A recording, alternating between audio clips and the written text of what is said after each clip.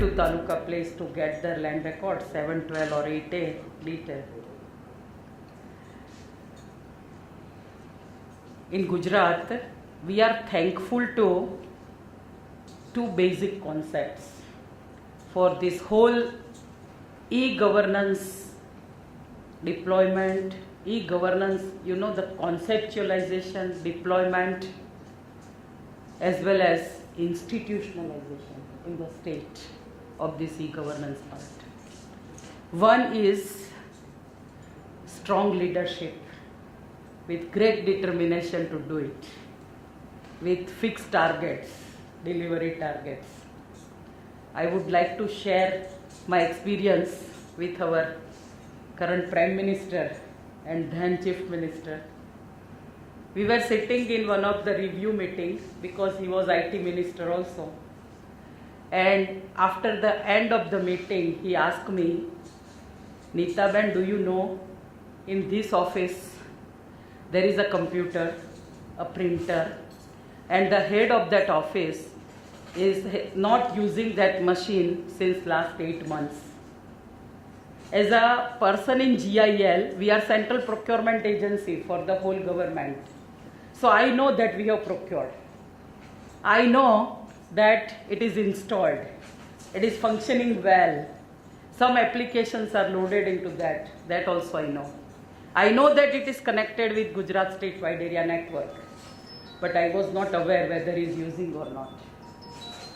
And this is the kind of leadership a state or a country needs to make that revolution.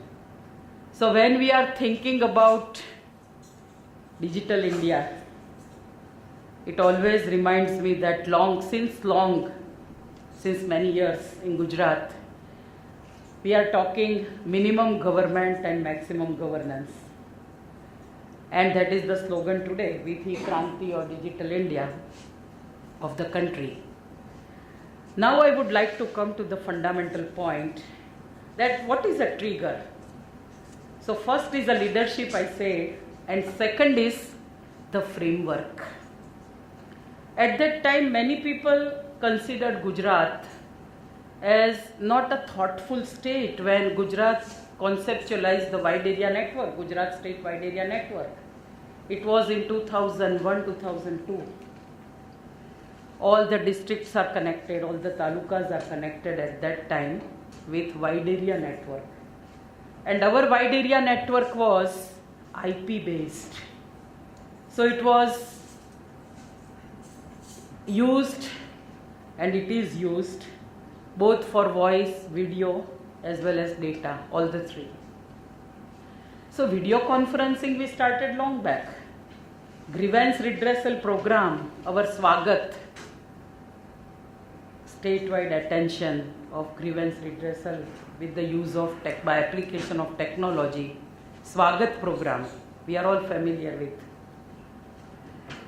So infrastructure framework was a key to e-governance development and deployment in the state. Many people were telling at that time that you have given connectivity to departments, their CIOs, their officers, but do you know what they are doing? Yes, we were knowing what they are doing because we had central monitoring tools and we were aware what they were doing. But still they have learnt how to use it. And slowly, when the infrastructure was there, the usage increased. People started digitization, and in 2004, when our Chief Minister then declared the year as a year of e-governance, all the departments have taken one or other initiative to start the automation in the department. It was a revenue department which made land record operationalized with centralized application. At that time still I think it was decentralized. Then they were synchronizing during the night hours data which have been created at the taluka places. So e-Dhara came up. Then it is not only the citizen services, but internal processes are also to be enhanced. And we have conceptualized IWDMS, Integrated Workflow and Document Management System. Many people say that what is the usage? And I do not feel shy telling that it is 60%. But 60% gives 100% tracking of letters, which enters into the government. We have centralized registry. Today people know where is my file and where is my letter. So this is, I have given 2 examples, but there are more than 100 such applications. Health department, they have thought about hospital management information system, eMamta, mother and child tracking system.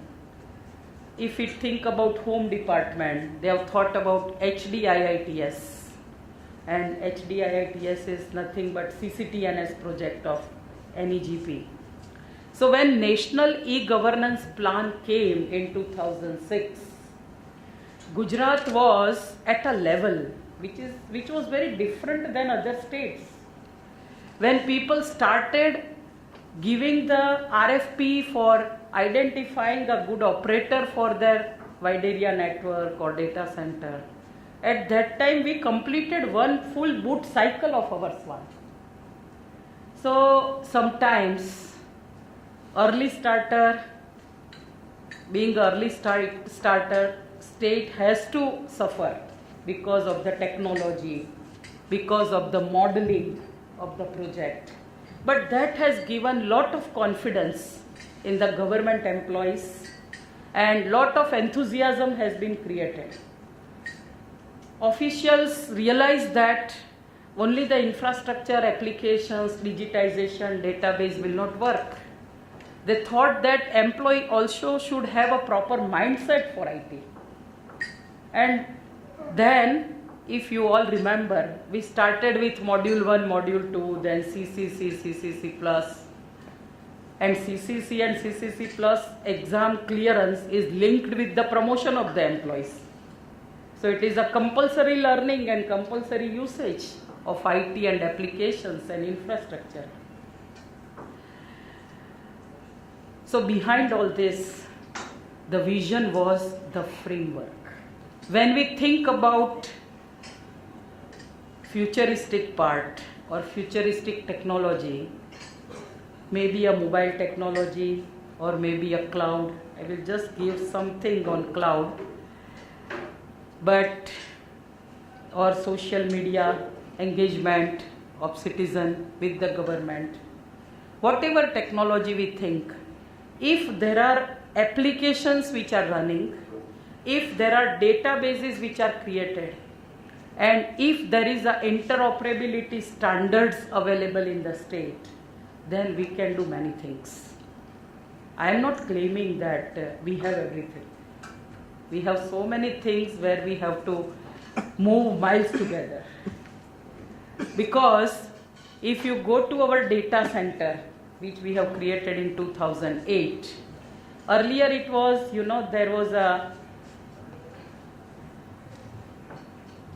server farm. This server farm was just near the Vidhan Sabha building, and we have separate servers. We have our, GSWAN node there, as well as Sachivalaya campus area network, as well as communication network. They are all there. But then there was a requirement of building management system. There was a requirement of properly managing the environment where this infrastructure was located. And then in 2006 we conceptualized State Data Center. As I told you, as an early starter in many activities, we have to compromise lot of things. So we created the physical infrastructure for State Data Center. I hope all of you have seen State Data Center. How many of you have not seen? So our team is here. Will you please get up? Hari and Devka and Jaswant and Mital, they are managing our data center. Anytime you call them, take their number today before you go. And I request you to go and see. you will really feel proud that from where IWDMS is getting activated. Where our GSWAN, when we log in into any of our account, where is our mail server, where we are hosting our websites, where is our land record residing, where is our integrated financial management system, where is our eGujCorp, all these applications, you name it, OJAS, online job application system, they are all hosted there in our data center. It is worth saying. But here the challenge was when Revenue Department wanted some application to be hosted, they brought their own infrastructure, their servers, their storage, their network equipments. When Home Department wanted, they also brought, and it is being managed. When Finance Department wanted, they also just brought everything in data center. When I say putting servers or storage or anything in data center, finally it is a power. It requires certain level of cooling, right? So once again it is a power. So management and power issues were getting multiplied with the applications which have been created in silos in our data center. So think that each small application creates its own infrastructure, will give rise to many problems. That's why there is a requirement of, as there was a requirement of central application, as there was a requirement of central policy. Today, many people are asking me in other states that how do you manage bilingual applications in your state? How your database is in Gujarati, and see, if you go to City Civic Center in Ahmedabad at Law Garden and ask for your birth certificate, they will give you in Gujarati. If you want in English, you have to tell. Or if they will give you in English, if you want in Gujarati, you have to tell, and they will give you on demand, right? So, the applications which are created here, they support both the bilingual databases. The second challenge here was, when we are using these languages, there was earlier the problem of non-Unicode compliance, but now it is already established in the state. So that problem is not there. But at the same time, people were using different fonts. So many people many times tell us that, why you have standardized Microsoft? It is not a question of Microsoft as a company X or Y or Z, but state wanted some sort of uniformity at the front end. Otherwise, imagine when we prepare our budget, during budget time, many times file move to and fro from line department to finance department, right? And we have seen that more than 5,000-6,000 times the file movement happens from various departments to finance department during budget period. So if there is no uniformity of fonts, no uniformity of data flow or data readability, and if front end, like earlier, if you recollect, we were using Indica font. Do you recollect? Those who are old days employees, they know. And we were procuring, a computer with OS, with Microsoft Office, and on Microsoft Office we were putting Indica. The cost of the whole setup was more than 60,000-70,000 rupees, because Indica those days they were charging 12,000 rupees. So we asked Microsoft that why don't you put Gujarati fonts in Office, and they have developed specially for Gujarat. They have developed for many states, many other languages, but Gujarati also they have developed according to our requirement. And that is now Shruti fonts are standardized in the state. So framework gives this kind of flexibility. Infrastructure framework, then application framework, creation of uniform database. It is not that land record in Valsad Taluka and land record in Sabarkantha Taluka are different. They are all uniform, operating from central application, data structures are uniform.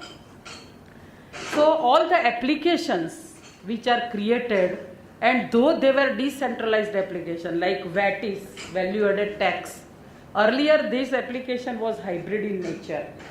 But with the data center, they have also transformed that application from decentralized to centralized mode. And that has given lot of flexibility. So in infrastructure, in next generation technologies, if we see, it is not that Windows 13 will come or Office 13 will come and Windows 8 and Office 13 and all that, and features will get added. Okay, fine. But there is a requirement where the management part should be simple. The management part should be centralized at one place. It is not, suppose some connectivity problem is there, then also we have tools where we know that where the connectivity is down, and we know that who is the service provider, and we can directly contact him like GSWAN. If it is down in some taluka from collector office to some district, from collector office to any other office, we can see it on the screen today that it is down, and we can instruct the service provider to repair it or to address that. This G Cloud, it also has a tremendous potential to transform government and take the government into the next generation of e-governance. Currently, e-governance, we mean citizen services at their doorstep, but still the services are over the counter. Gujarat is leading in number of e-transactions, but now our move should be minimize the e-transactions also. How? Like when we have actually recruited 3 times, anybody from education department? Yeah, 13,000 primary teachers you have recruited just in a record time of 44 days. Why and how?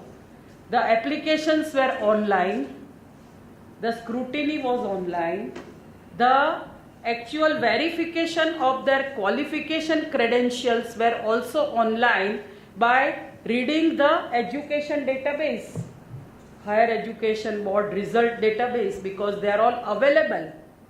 So because of this, it is not that you are making the candidate hassle free, his life is simple, but you are reducing lot of government time, procedure, lot of manpower, as well as lot of infrastructure and other cost.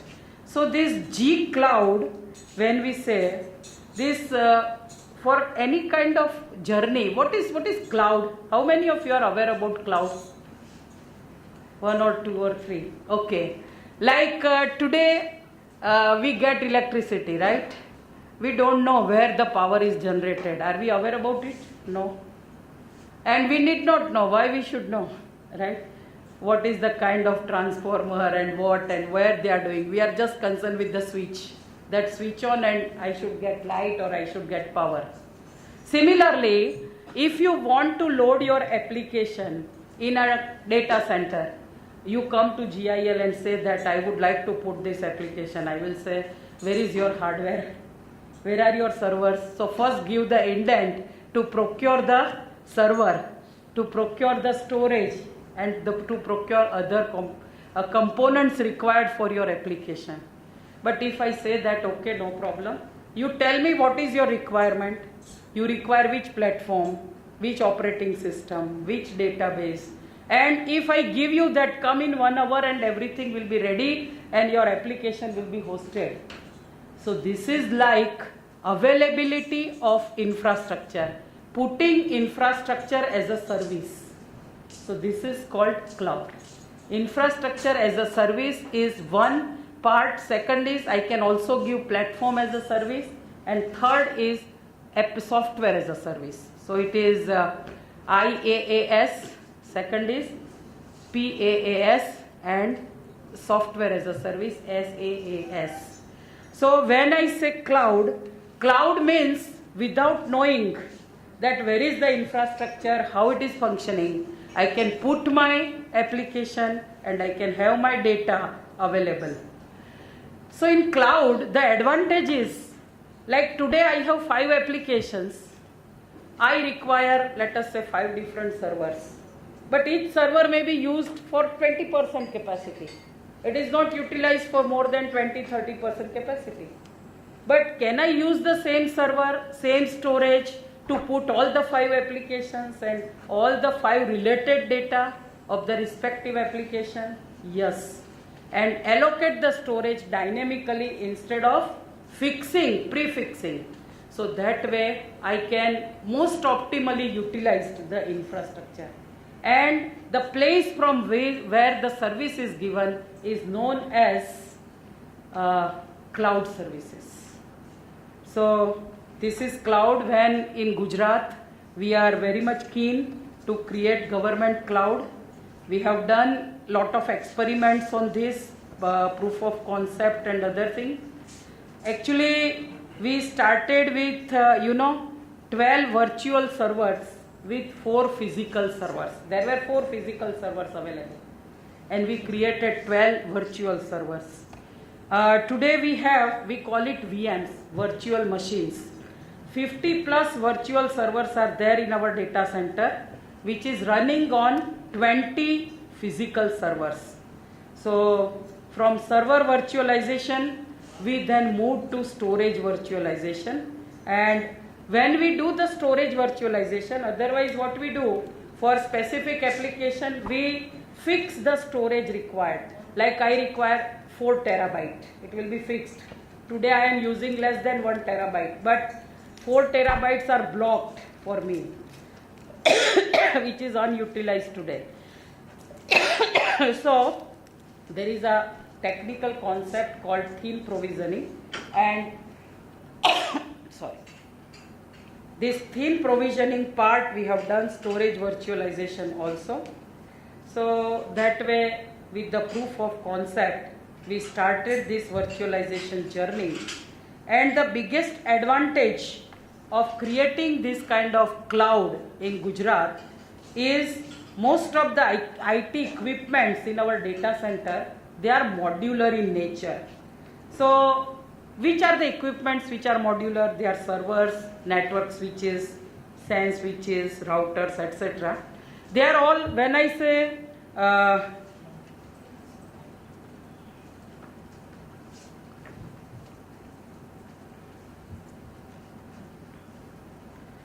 so when I say modular, it means they are all chassis based and they occupy less space and they are also scalable in nature. So the first and foremost advantage of this G Cloud is the elimination of long procurement cycle. In GIL, since last 15 years, we are, as a central procurement agency, know that what are the problems of procurement. We have to, abide by CVC guideline. We have to abide by World Bank standards guideline for RFP, RFQ, then evaluation part of pre-bid queries and eligibility and technical eligibility and presentation, and those who are through, then also there are many problems. So another, trigger in the state government, when I say framework approach, we have created certain processes which are very, very unified in nature. Like one was our e-procurement. 10 days back there was a seminar in Delhi and they asked the question that what is the advantage of e-procurement? I said the new generation people who are now getting recruited in the state, they don't know what are tenders and issuance of tenders and evaluation. They are only knowing e-procurement. Physical procurement they don't know. Because state has adopted since 2006 this e-procurement part. But in e-procurement also there are 2 or 3 months procurement cycles. And for this period we have to wait. Then today the problems are not only procurement problems. If I take a classic example of our commercial tax department, They have already done the procurement of their infrastructure.